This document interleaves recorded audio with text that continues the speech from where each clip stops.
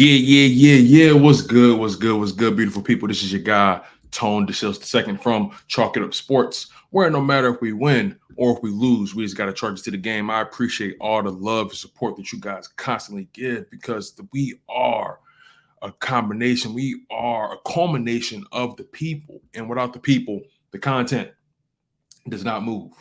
And don't let any content creator, don't let any analyst, don't let any sports pundit tell you different.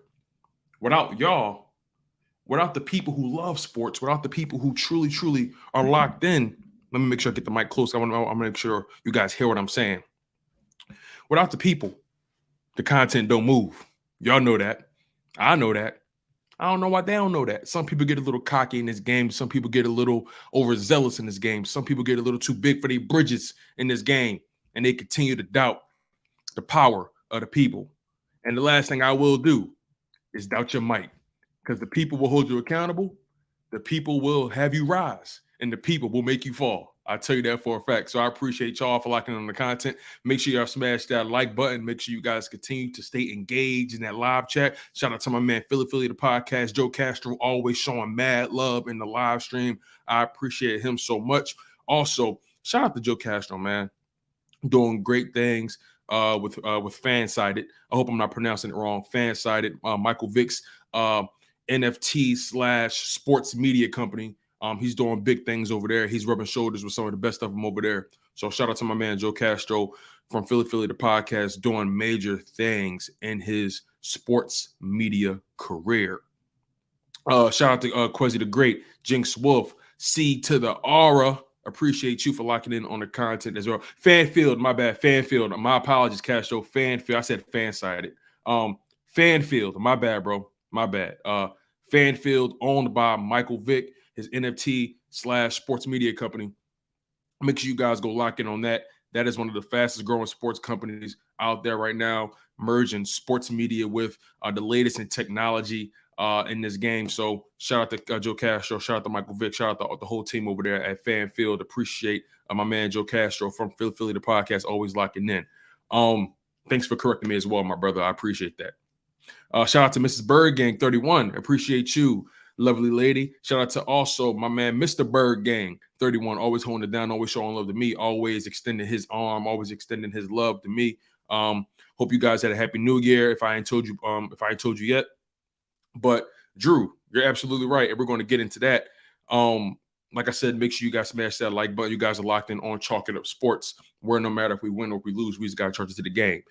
Great news about Damar Hamlin, you guys. Better news than what we've heard. Breathing is getting better. So far, his neurological activity seems relatively normal or intact, I guess you'll say. He's still in intensive care. He's still not out of the woods yet, but they've said he's made remarkable progress in his health. So shout out to Damar Hamlin. Love, prayers, and passion is sent y'all way to his family. Man, his foundation, his toy drive is bringing it in. So many people have showed so much love, and it's so dope to see the people just come out and just really put their money where their mouths are. Man, that's one of the dopest things to me, man. I think that's one of the dopest things about it. People just coming out of the woodworks and just putting their money where their mouth is. That's dope to me. I mean, yeah, you have some people behind the scenes. I'm not going to say anybody specific, but you have people behind the scenes who care more about the game than the potential loss of life. But regardless of that, we're not going to focus on the negative side. We're going to focus on the positive side. And the positive side is Damar Hamlin is trending in the right direction, and that's a blessing. And nobody can take responsibility for that but God. And God put those doctors in that position to be able to help that young man improve. God kept that man here. God gave that man a fighting chance, and right now he's trending in the right direction. So I don't know what higher power you all serve. I'm not one to impose my views, but I am one to share my views. And whatever higher power you do serve, they are hard at work. And, I'm grateful to be in the presence of not only you guys, but always I'm grateful to be in the presence of him. Now, let's get into some sports talk. I know why you guys are here. You guys saw the line You guys saw the headline. You guys saw the caption. And you said to yourself, what the hell is Tone talking about? Why would a losing streak ever be a good thing? Why would the Eagles losing to the Dallas Cowboys and then getting embarrassed by the New Orleans Saints ever be a good thing? Why would that help us in the long term? Why? Why does that matter? I'm going to tell you why. I know some people are huge proponents of momentum, and I agree. I do believe in momentum. I believe in energy, positive and negative, good and bad. I believe in momentum, right? But best believe this. When it comes to the Philadelphia Eagles, they've been in this position before. Now, the team is a little different. You still have some guys left over from that 2017, 2018 Super Bowl roster. You still got a handful of guys left. Fletcher Cox, Jason Kelsey, Lane Johnson, Brandon Graham. You got a handful of guys left from that team. Jeff Stoutland. You dig what I'm saying? You got some guys left over from that squad. But the point I'm trying to get to is, yes, the Philadelphia Eagles have suffered a 2-game losing streak. Their first losing streak of the season. They are dealing with that right now.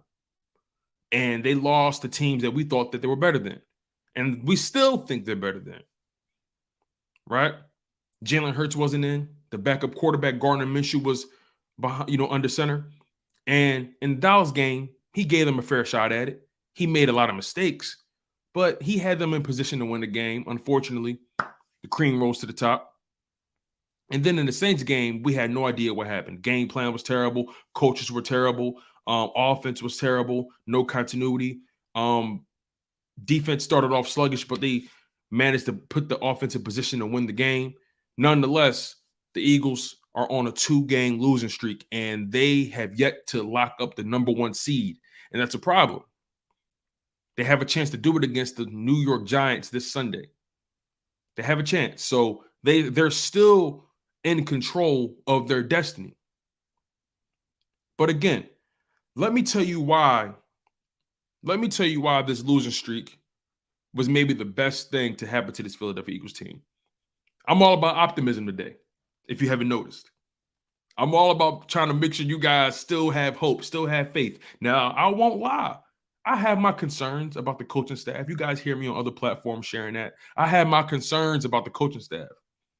Right? I don't have concerns about this team's talent. I don't have concerns about this team's depth.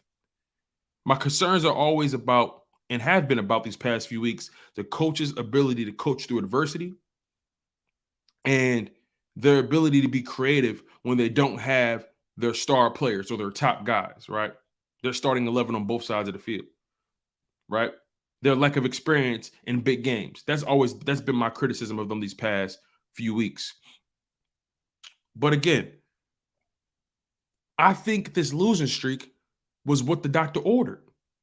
I think this losing streak for the Philadelphia Eagles is exactly what they needed. Because there are times where you enter a situation a bit overconfident. You enter a situation with a level of arrogance, right? A level of hubris, pride, and you think you're untouchable. You think that your shit don't stink. You think that, we can mail it in against anybody for the most part, especially a New Orleans Saints team. We can mail it in. That's what you begin to think when you start to smell yourself. And that's kind of what the coaching staff has been doing, if you ask me. I think the coaching staff has been smelling themselves these past few weeks. But let me tell you this. This 2-game losing streak, that punch in the mouth they got from the Cowboys and the New Orleans Saints, best believe it was what the doctor ordered. Best believe it woke this coaching staff up. Obviously, the Damar Hamlin situation has everyone kind of down a bit. I was looking at Nick Sirianni's press conference, and, he's a little bit somber, But aside from the Damar Hamlin situation having an effect on the coaches and players and the rest of the league, I think this 2-game losing streak has had an effect on him. I think this 2-game losing streak has forced the coaches, Nick Sirianni, Shane Steichen, Jonathan Gannon, Kevin Patullo, Brian Johnson, all those guys, Jeff Stoutland. I think this 2-game losing streak has forced this coaching staff to go back to the drawing board. That's what I think. I think this 2-game losing streak has forced the Eagles coaching staff to go back to the drawing board. Because when you're winning, you don't really learn too much about yourself. You don't really learn too much about yourself. I mean, maybe you can learn how you deal with success. Maybe that's a learning point. Maybe that's a learning curve. You know, you can see how you act with success. But how someone responds to adversity, how someone responds to chaos tells me more about them. And so far, the coaching staff hasn't responded well. But I think this 2-game losing streak is what they needed so they can find out who they are, so they can find out what's in their chests, where their souls is at. And we're going to find out this Sunday against the New York Giants. This 2-game losing streak, don't look at it like a bad thing. Look at it as a moment of clarity. Look at it as an opportunity for the Philadelphia Eagles to go back to the drawing board. Look at it as an opportunity for the Philadelphia Eagles to refocus. You see, losing forces you to revisit your flaws as a team and as a coaching staff. And like I said before, overconfidence can be deadly. As a matter of fact, overconfidence can be as deadly as not having any confidence at all. There's nothing wrong with believing in your product. There's nothing wrong with believing in yourself. There's nothing wrong with believing that you can take it to anybody in any place at any given time. But there is a time where you have to respect the opponent, respect the game, respect the hustle, respect the grind, respect how you got here. Don't take nothing for granted. Don't take any opportunity for granted. And I think these past few games, the coaches took their spot for granted. I think they took this 13-1 record, now a 13-3 record, for granted. And it showed in the play calling, and particularly in the Chicago Bears game and in the New Orleans Saints game. 2 games where you played inferior teams and you played down to the competition. Something we haven't seen from this Eagles team. Playing down to the competition. That's not really their style. That's not really their MO. You saw how they called that Cowboys game. I think the coaches did a pretty good job in that Cowboys game. Miles Sanders had over 20 attempts. They tried to get him involved, but the Cowboys' run defense stepped up that day. On top of that, you didn't have Jalen Hurts, so the running game was somewhat limited. Gardner Minshew played a okay game. It wasn't a good game because of the fact that he turned the ball over 3 times. You turn the ball over 3 times, I don't care who you are. It's not a good game. He played a relatively mediocre game. Don't get lost in the 300 yards and all that. Don't get lost in that. He played a relatively mediocre game. So I say all that to say, you learn more from the losses than the wins. And I think this coaching staff needed this kick in the ass. I believe that from my heart of hearts. And I believe this 2-game losing streak is going to put the Philadelphia Eagles back on track. They have one more opportunity to snag this #1 seed. They have one more opportunity to get right mentally and emotionally. Because like I said to you guys, this bye week, the value of it has grown to levels that we can't even measure. The value of this bye week for the Philadelphia Eagles, you can't even quantify it because they have key injuries in key spots. Now, Chauncey Gardner-Johnson has been activated. His 21-day practice window has been activated, so the Eagles have 21 days to get him back into action. Robert Quinn, same thing. Turns out his injury was pretty legit. I heard from John McMullen on Verge 365 this morning via Jacob Sports. I heard that, Robert Quinn had got that knee scoped. He got that knee looked at. And it was a legit injury. And they obviously didn't anticipate on having to bring him back. Some people feel like the trade for him was a wash. It was a waste. But with Josh Sweat going down and you don't know when he's coming back, that Robert Quinn trade is looking more and more valuable by the minute. So Robert Quinn's back. C.J. Gardner-Johnson is back. You're still going to be without Avonte Maddox. We have no idea when he's coming back, if he's coming back at all. Lane Johnson dealing with the torn abductor. You have no idea how he's going to look. He's a tough guy. He's going to try to do his thing. He's going to try to play. We all know how Lane Johnson carries it. But we can't expect too much out of Lane Johnson. He's going to do his best, but we can't expect the most. As a matter of fact, the Eagles should prepare for the worst. They should prepare to have either Jack Driscoll or Andre Dillard out there. They need to be prepared for that. They need to be prepared without having Avonte Maddox. They need to be prepared to not have Josh Sweat. With C.J. Gardner-Johnson come back, that kind of supplements losing Avonte Maddox. Will they put Chauncey in the slot? Will they put Josiah in the slot and put C.J. back to the safety and take Reed Blankenship off and maybe use him in some big nickel concepts? You never know. Maybe they'll keep Reed Blankenship and Marcus Epps back there, put C.J. Gardner-Johnson in the slot, and then you have Josiah Scott in reserve coming off the bench if necessary, maybe in a dime package. You never know what may happen. But Chauncey Gardner-Johnson coming back allows for the Eagles to play more man-to-man. Losing Avonte Maddox and Chauncey Gardner-Johnson hurt them, forced them to play significantly more zone than they wanted to. But now CJ is back, and now they can play a little bit more man-to-man. Now they got a little bit more trust in that nickel spot if he plays there, or that safety spot if he plays there. But overall, the Eagles are slowly getting healthier, but that bye week, the value of it has grown leaps and bounds. And if the Eagles want to get that bye week, they got to beat the New York Giants. They got to take care of business of a team who already took care of theirs. It's so ironic that the New York Giants, they don't have to play their starters. Their spot is solidified. I think they are the number 6 seed or something like that. And they're pretty much, they're not moving anywhere. So they have an opportunity to rest guys and prepare for their matchup against the Minnesota Vikings in the playoffs. And most likely that's what it's going to be. But the Eagles, it's do or die for them. And they're already in the playoffs. But can you imagine falling from the number 1 seed to the 5th seed, and then the Dallas Cowboys get the number 1 seed, and the entire NFC playoff race has to go through Dallas? That changes everything. It changes the entire complexion of this season. The Eagles can't afford to lose at home against the Giants. And the coaches can't afford to lay an egg like they did the past few weeks. So the pressure is on his coaching staff. Now, Jalen Hurts will be coming back. Jalen Hurts is coming back. What does that mean? How healthy is he? It all remains to be seen.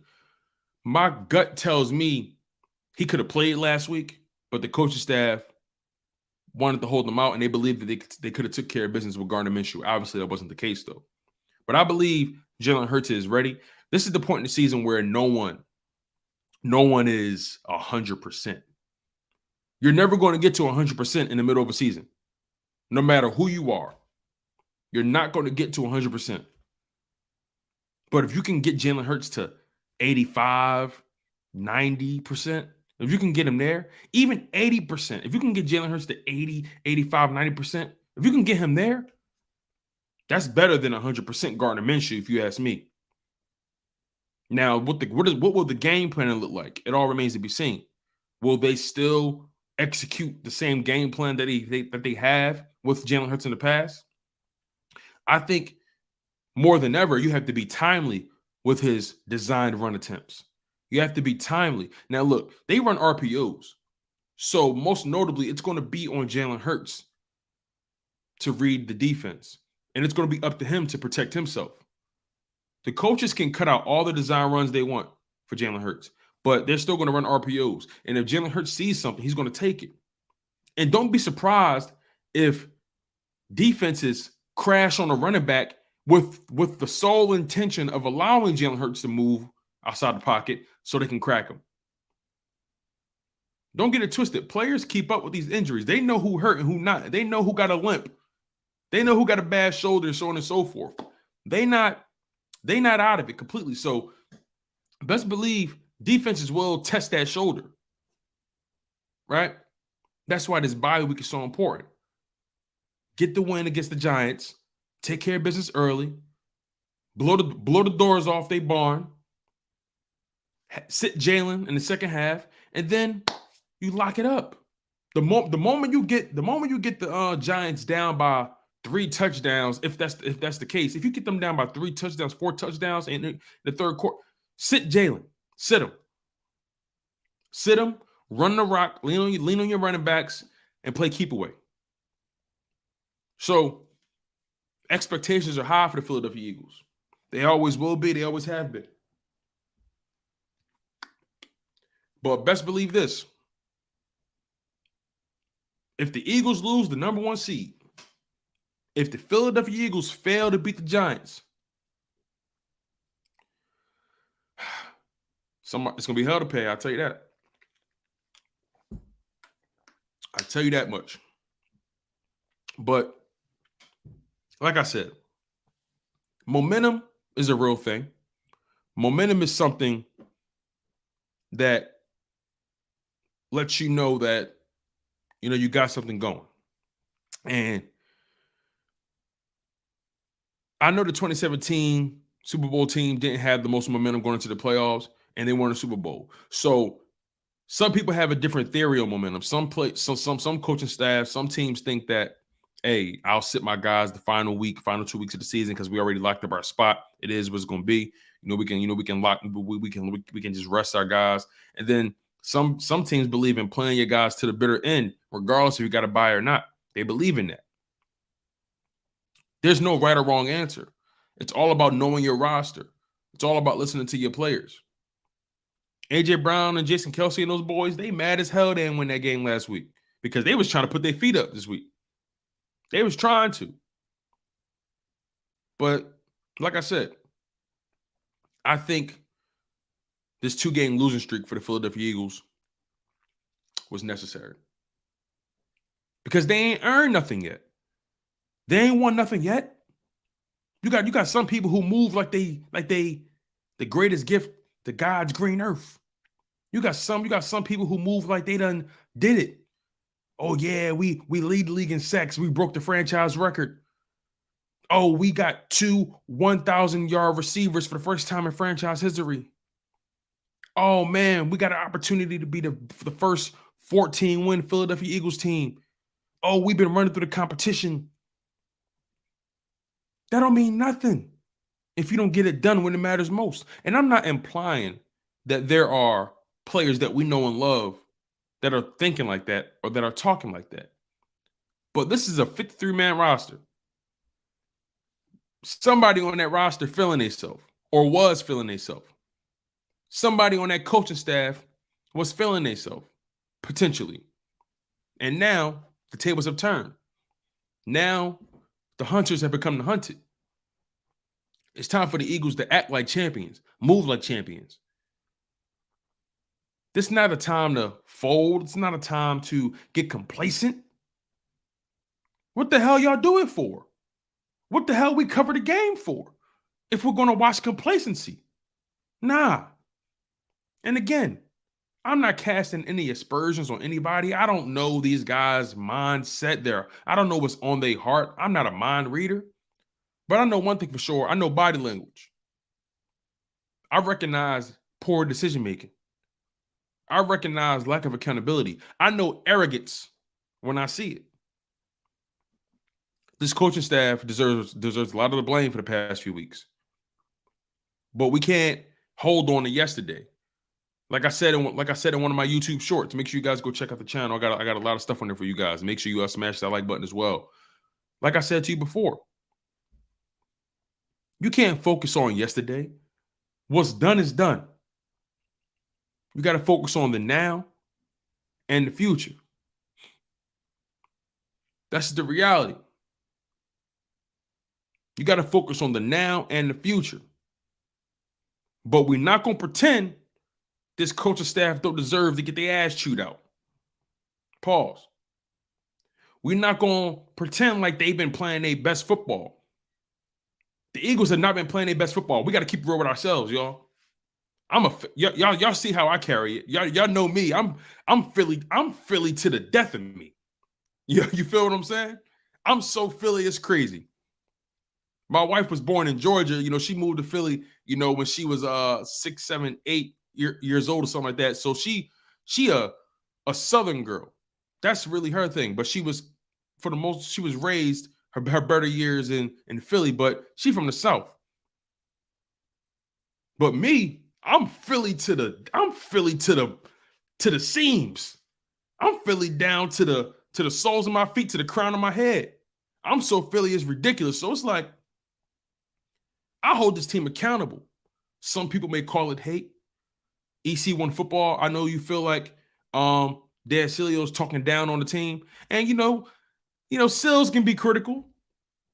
Sills can be very critical. Sills can be very brash. You know what I'm saying? And I don't agree with everything he says. I actually don't agree with a lot of the stuff he says, but he makes a lot of good points. And that's that this coaching staff has dropped the ball one too many times. And the injuries are piling up. Some guys are getting healthy, though. But it's important to understand that this coaching staff has the opportunity of a lifetime. We're not gonna make this about anybody else. We're gonna keep this about the Eagles, and we're gonna focus on the facts. The facts are the Philadelphia Eagles have not played their best football these past few weeks. Wouldn't you all agree? Wouldn't you all agree? Let me know. Let me know if I'm wrong. Let me know if you guys agree, disagree, whatever. Right or wrong, the Philadelphia Eagles have not played their best football these past few weeks. Now, granted, Jalen Hurts has not been in. I recognize that. Jalen Hurts has not been in the conversation. He's not been a part of this. He's not been a part of this formula these past few weeks. So it's been put on the coaches to be creative and figure out the best way to deploy their roster, the best possible positions to put their guys in. And they have not done that very well. Right? Most teams, this hasn't been the smoothest few weeks. It hasn't. But overall, though, I appreciate y'all for always staying engaged. I appreciate y'all for holding me accountable, asking me the real questions. People don't understand that a lot of y'all in this live chat really study the game. A lot of people don't realize some national pundits like to disregard the fans, but we're in a new age. This is a new day in football, in sports, and technology. We all have access to the same film for the most part. We all have access to the all 22. We see what we see and we know what we know. Now, maybe we're not familiar with all the terminology. We're all not football gurus, but we recognize when somebody ran a lazy route. We recognize when the offensive line sucked or the defensive line sucked, or we recognize when a guy got beat. We recognize a bad play call, a bad situational play call. We recognize that, right? So I like to give y'all credit because, again, the content doesn't move without you guys. And in order for me to do my job properly, I got to make sure I not only study the team, I study the game. I study the fans. I study the supporters, because this is all a cycle. This is all a hand in glove fit. Nothing moves without the other. And I recognize that as a content creator. I recognize that as a sports producer, that the people make this thing go, not me. Because if y'all wasn't here listening, I'll be doing it for the love still. My energy wouldn't change, but if I was talking to deaf ears, if y'all wasn't feeling me, or even if y'all disagree with me most of the time, if y'all wasn't here holding me accountable, what the hell am I doing it for? So it's important to hold not only your teams accountable, your favorite team, whatever that team may be. It's important to hold your favorite content creators, your favorite analysts, your favorite sports producers, your favorite shows, whatever it is you like to lock in on. It's important to hold us accountable, because it's some people that get away with murder in this game. They say what they want and they not held accountable. I'm not saying cancel everybody for a difference in opinion, but combat bad ideas with good ideas. Combat bad takes with good takes. I will never disrespect somebody for disagreeing with me, but what I will do is I will combat their opinion with my opinion. You feel what I'm saying? And I will never ignore what my eyes is telling me. I will never ignore the obvious, like Chris Sims chooses to do with Jalen Hurts. Shout out to AT for bringing that up. You can't ignore what your eyes see. Jalen Hurts is the engine. Jalen Hurts is the the system.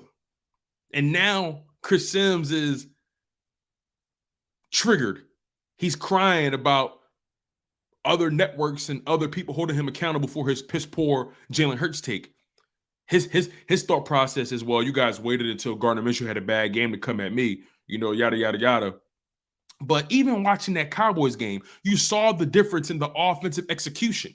You couldn't sit there and watch that Cowboys game with Gardner Minshew and say, oh, yeah, he's running this offense just as well as Jalen Hurts. You couldn't say that with a straight face. And the fact that he believes that is damning. So any vitriol that he gets from this point forward when it comes to Jalen Hurts, he rightfully deserves. And look, I have no hate, no ill will towards Chris Sims. This is strictly football. I would love to talk to him one day. I would love to pick his brain. He's forgotten more football than I know. He's played the game. He's been in the NFL. He's been to college. His dad is Phil Simms, Super Bowl champion for the New York Giants. He's been around. He's been around seeing more football than I could probably remember. But I disagree with his Jalen Hurts takes. I disagree with the fact that he thinks that anybody can run this system. Anybody can, lead this pack. This team, this roster, this staff, and the game planning and the scheme and the concepts and yada yada yada. It was all catered and designed for Jalen Hurts. So stop thinking that anybody could come in here and run this thing. Stop thinking that every quarterback isn't a system quarterback. Every team that a quarterback plays for, that team built that system, built that roster for that quarterback, unless they're a bridge quarterback, and that's a different conversation. But for the most part, teams build systems for that quarterback. Therefore, every quarterback is a system quarterback. It's as simple as that. It's as simple as that. Deshaun Watson, when he was playing in Houston, one of the best quarterbacks in the NFL. But we saw what happens when things don't go right, when you have poor coaching and when you don't have as many weapons as you possibly could have, or you have a bad defense. You see what happens. It don't matter how good your quarterback is. He only can pull out of a team, but so much. So I don't like how people try to discredit Jalen Hurts for, oh, he plays on a good team. So what? So what? I ain't getting into all that. So, ultimately, you guys, man, I enjoy talking to you guys. I enjoy the sports thing. And, I want to get to some of y'all comments because I haven't really had a chance to read them. Sometimes I go off on a tangent and my energy just takes over. My passion gets the better of me. All right. Drew Johnson, my man. He says, do you think putting CJ Gardner-Johnson in the slot will hinder the playmaking potential? Excuse me. Still dealing with that cough. That's a good question. Him being at safety definitely allows him to roam and just make plays on the ball. So you may be on to something, maybe. But at the same time, teams have been attacking the Eagles in the slot ever since he's been gone.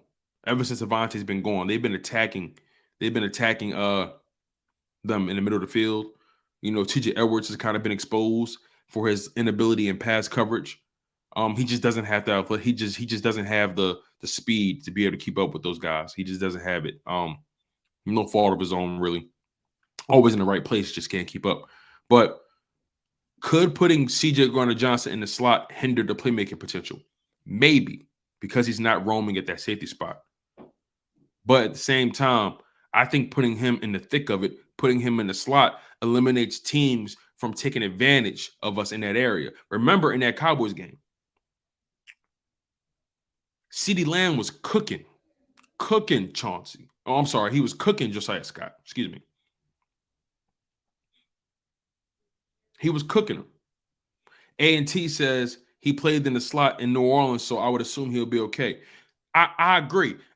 I don't think he means necessarily as far as will he be good at it, right? I don't think Drew Johnson is necessarily talking about, oh, will he be just as effective? I don't think that's what he means. I think he's talking about the opportunities, right? The opportunities to get interceptions and, flip the field. I think that's what he's more so referring to. quantity of opportunities that C.J. Gardner-Johnson may have to make a play on the ball at safety versus making a play on the ball in the slot. I think that's what he's really talking about. Not really more so, can he be effective? Because Chauncey Gardner-Johnson has already proven that he's effective at safety and he's effective in the slot. I think this is more so about, will he have the same amount of opportunities to break on the ball and make a play? And it's a fair question. That's something I would have to think about a little more. That's a very fair question, though, Drew. And A&T, I appreciate you for helping me flush out the topic, right? I appreciate that. Rock the Artist, my man, what's going on? Let's do some shout outs real quick. Shout out to my man Rock the Artist. Shout out to A&T, Ryan Rowe, Drew Johnson, The Observer Sports. You know what I'm saying? Shout out to Mrs. Bird Gang 31. Also, shout out to her husband, Mr. Bird Gang 31, my main man. Shout out to EC1 Football. Shout out to C to the R. Shout out to Blue City Empire Sports, our resident Giants fan. Shout out to my man Philly the podcast. Y'all know who Joe Castro is. Who else? Shout out to oh man, shout out to Sugar Daddy 1 Williams, man. I appreciate you for locking in on the content, my guy. Make sure y'all smash that like button. Shout out to my man Jinx Wolf. Appreciate you. And shout out to Quezzy the Great. Appreciate all the love and support you guys provide, man. It means a lot to me. The content don't move without it.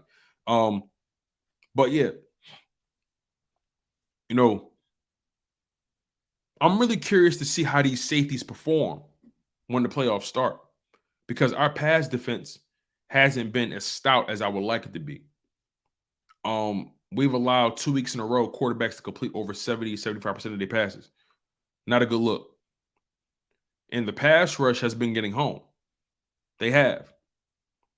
They've been getting home, but still, sacks only can do but so much. Sacks don't automatically equate to winning. But sacks do kill plays. But it means nothing if the play after the DBs get beat. So it's important for the DBs to be on track. You know, this is a big opportunity for guys like Reed Blankenship and Marcus Epps. Even Kavon Wallace. And I have no idea if he's going to even get some time in the playoffs. I have no idea. He might. You never know. Injuries happen. But, you know, this is a big opportunity. You know, we don't talk about these guys enough. Marcus Epps, Reed Blankenship, right? This is a big opportunity for these guys in the playoffs, especially Reed Blankenship. Don't worry, Drew. I got your back. I got you. Excuse me. This is a big opportunity. Reed Blankenship is a kid who has been learning on the job rather quickly. He was a full-time starter all 4 years or all 5 years, however long he was at Middle Tennessee. He was a full-time starter there, and he was very productive. And he came into the league as an undrafted rookie. Eagles picked him up. He made plays in training camp and preseason, and eventually he got a roster opportunity, a roster spot. Especially when Chauncey Gardner-Johnson went down, he got his opportunity and he made plays.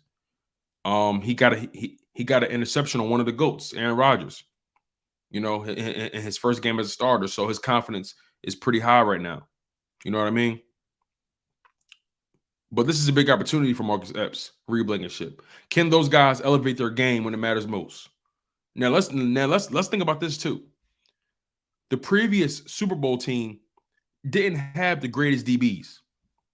Jalen Mills, okay, he's solid. He's all right. Who else? Ronald Darby, okay.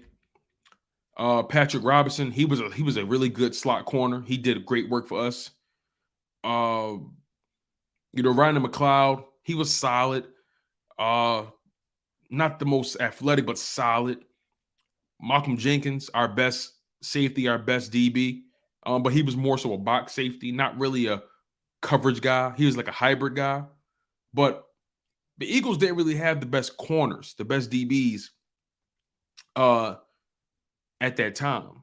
As a matter of fact, the Eagles' pass defense was one of their weakest links in team history. This is one of the better years they've had. You can make an argument the Eagles have better corners now than they did before. Actually, I don't think it's an argument. I think it's no debate. You know what I mean? And don't get me wrong, Quezzy, I like Jalen Mills. I like him. But man, he was a risk taker. He was a risk taker, man. And he made me nervous a lot. He made me nervous more than he made me confident. I'll tell you that. But I will always have a special place in my heart for Jalen Mills because he made a crucial play in the divisional round. He gave Julio Jones a hard way to go on that final play because Julio was cooking us on that drive, and it came down to one play, and Jalen Mills made it. And regardless if you feel like it was pass interference or not, the refs let them play. It was a big moment. They let them play, and I gotta respect the game. So Jalen Mills, man, he made plays for us when it mattered most. In the playoffs, he was relatively solid. You know what I mean? But like I said to you, this is a big opportunity for Reed Blankenship. Big opportunity for Marcus Epps. They haven't been liabilities per se, but they also haven't been excellent either. Quezzy, I agree with you. I think Ronald Darby was a liability. I didn't like Ronald Darby in Philadelphia at all. At all. I'm gonna keep it 100 with you. His best years was with the Bills. Straight like that. But I think Reed Blankenship is built for the moment. Quezzy says Reed is a dog, man. I know because he went to the same college as me, but he was always hurt. Word. That's crazy, Quez. That's crazy, Quez. You went to Middle Tennessee? That's tough, man. That's fly. That's fly. I like that. So, we got 18 people in the live chat, in the live stream. Thank y'all so much, as always, for locking in on the content. Make sure y'all smash that like button. It means a lot to me. If you're new to the content, make sure you guys subscribe as well. I appreciate that. I appreciate that big time. So, yeah, Jalen Hurts, I think he's going to play on Sunday. And this is an opportunity for him as well to knock the rust off. I would much rather him knock the rust off in Week 18 than in a playoff game. You dig what I'm saying? I personally didn't feel comfortable with Jalen Hurts potentially having 4 or 5 weeks off. I personally didn't feel comfortable with that. Sure, the time off would help heal that shoulder. And I think the Eagles win this Sunday, by the way. I don't want you guys to think I got doubts about that. I think they win this Sunday if everyone does their job, even mediocrely. If everyone does their job, if everyone gives their B- effort, they win that game. Flat out like that. But this is an opportunity for Jalen Hurts, right? 2 years in a row he got hurt around the same time, and this time, it wasn't the legs, it was the shoulder, and this is an opportunity for him to knock the rust off, get warm, get confident again, and take his team into the playoffs with the number 1 seed with the bye week and have them playing their best football. Like I said, some people believe in momentum, some people don't. The Philadelphia Eagles, who won the Super Bowl 52, they defied the momentum theory. They didn't go into the playoffs with the most momentum. They got hot at the perfect time. The coaches made the right decisions at the right time. Shout out to A&T for showing love, man. He says, love your content. I appreciate you, man. It means a lot to me. I love you guys. I love you guys, man. I love talking to y'all. Just straight like that. It's so dope to me. But yeah, Jalen Hurts, let's talk about his season before we get out of here. We got I'm gonna probably be in here for another few minutes. I want to briefly just touch on Jalen Hurts' season. Jalen Hurts has really exceeded all expectations. Jalen Hurts has played at a level that no one really saw coming. Let's be totally honest. I know we all knew Jalen Hurts would improve. I knew he would improve. There was no question, no doubt in my mind that he would improve. But the level he's playing at, the level he's been playing at, I had no idea he had that in him. I had no idea that was going to come out. Completing 67% of his passes. He went from, let's put it in context, man. This kid in 2020 was completing 52% of his passes. Now, granted, he only started like 3 games or 4 games, I think, in 2020, but he completed 52% of his passes, right? 2021, he jumped up from 52% to 61%, completing 61% of his passes in 2021. And then in 2022, he's completing 67% of his passes. That jump is astronomical in terms of how people saw him. No one had this level of confidence in Jalen Hurts, but the way he's throwing the ball, the level of confidence he's throwing the ball with, uh, the velocity, his ball placement, just reading the defenses, his confidence is through the roof right now. His confidence is through the roof. And he's just taking his game to another level each and every season. And I just think that he's playing his best football. What's unfortunate about it, though, is that he's running more. And I thought I personally thought the rushing attempts would go down. But instead, his rushing attempts have went up. He was on pace for over 200 carries, but he got hurt. And maybe him hurting that shoulder saved him from something worse. Maybe it allowed him to rest those legs, right? Because I personally don't want my quarterback running as much as Jalen runs it. I'm not trying to take his superpower away, but I want it to be a little bit more. I want the coaches to be a little bit more judicial. And it's what makes Jalen Hurts who he is, right? Jalen Hurts is going to always move with his legs. He's going to always move out the pocket. He's going to always run the ball when he has the opportunity. But as he improves as a passer, as he improves as a quarterback, I fully expect him to be able to make the tougher passes as his career goes along, and as he grows and as he matures and as he learns defenses. Jalen Hurts is going to be throwing the ball, more and more as his career develops and as he ages, because you can't run forever. He's just not going to be able to do it once he gets deep into his 30s. It's just not going to happen. He's not going to have that same zip. But if he can continue to improve as a passer like he's been doing, if he can continue to make these leaps like he's been doing, man, this kid, I take that back. This grown ass man is going to take the league by storm. That's my thought, man. That's my thought process. But man, Jalen Hurts, 13-1 in his second year starting, completing 67% of his passes, throwing for over 3,400 yards, averaging 8 yards an attempt, 22 passing touchdowns, only 5 interceptions, with 104.6 passer rating, 747 rushing yards, 13 rushing touchdowns, averaging almost 5 yards a carry. Has been protecting the ball very well. So Jalen Hurts he's trending in the right direction. He's a force to be reckoned with. That's my theory. That's my mindset. I expect him to see. What's so dope about Jalen Hurts, man? When he plays, you never feel like you're out of it. You never feel like, man, I don't know if we can get this done. He's at that point in his career, for me at least, that as long as I know he good, he out there, I think we got a chance to beat anybody. I really believe that. His mindset, his approach to the game is inflappable. He will leave it all out there. I think he's built for the big time.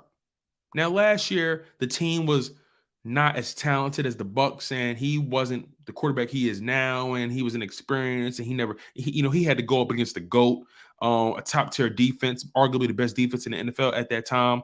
That was a rough first go at it for him and that team and that coaching staff. But this time, I think he's built. I think he's built for the big time. I think he has the leadership quality. I think he has the moxie, the mindset. He has that gusto for the big time. I trust him.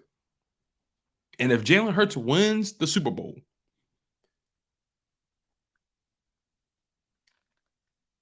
if this Philadelphia Eagles team wins the Super Bowl, it's going to be a lot of people eating crow. It's going to be a lot of people begging for forgiveness. I ain't Jesus. I ain't God. I ain't got to forgive you. You dig what I'm saying? It's going to be a lot of people saying, I knew he had it in him. Yeah, okay. And then you're going to have some people who say, well, I mean, you know, it was a perfect team. All he had to do was just not make mistakes. Well, damn. People going to find a way to discredit him no matter what. But if he wins the Super Bowl and he's the Super Bowl MVP, you can't tell me shit about that man.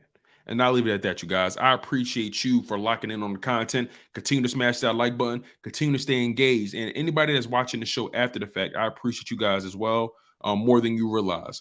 I'm your humble host, Tone DeShields II from Chalk It Up Sports. I will be live again tomorrow. All right? So make sure you guys stop by 12:15 p.m. Eastern time. I'm not sure what time that is in other time zones. I'm not going to do the math right that I'm not going to do the math on that. But 12:15 p.m. Eastern time, I will be live tomorrow. All right? You guys have been locked in on Chalk It Up Sports, where no matter if we win or if we lose, we just got to charge it to the game. One love, stay humble, stay healthy, and most importantly, stay hungry. And fly, Eagles, fly.